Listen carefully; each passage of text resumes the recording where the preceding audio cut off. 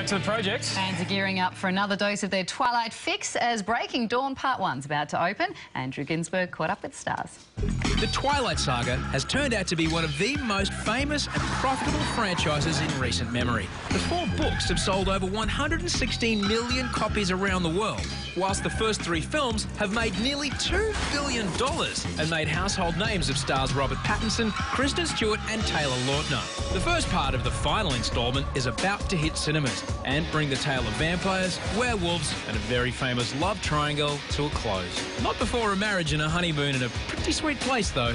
Nothing if not traditional. That honeymoon pad? It was in a warehouse in Louisiana. Really? So the exteriors are in Brazil, though. I mean, if you want to get the full impression, you've got to go to Brazil. But if you just blindfold someone and then give them a Valium or something to tell them they've been on a plane for 12 hours, and then say, let's just not leave this room for the whole honeymoon, and then it's quite easy to achieve. You probably do it for about a couple of grand. It's impossible. I'm so happy to see that you're alive and well. I was so worried for you in this film. I know, right? Please tell me how you did that and say it was through some sort of magic of movie making. Unfortunately, I cannot claim that that was all me. That was by the hands of a few very, very, very talented people. Considering it's a huge commercial movie and you wouldn't think that they would want their main character just looking awful for half the movie. But it is so important, I think, to see Bella so close to death because she talks about it throughout the whole series that she's willing to die for this, and you see her get really close this time. Jacob! Open Taylor, third line, takes his shirt off. I mean, what do you think? What are your thoughts when you see that? Well, that's actually not what I saw. When I read the first script, there was many more occasions.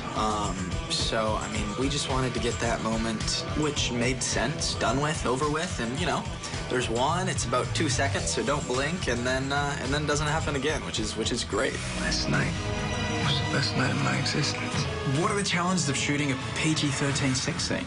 The fact that it's PG-13 is probably the biggest challenge. Yeah. It's like when so many people have imagined what Edward and Bella's sex scene is, you can't just do a physical representation of it which is going to satisfy everyone. So it was kind of difficult to do. It was very. Me and Kristen had no idea what we were supposed to be doing the entire time.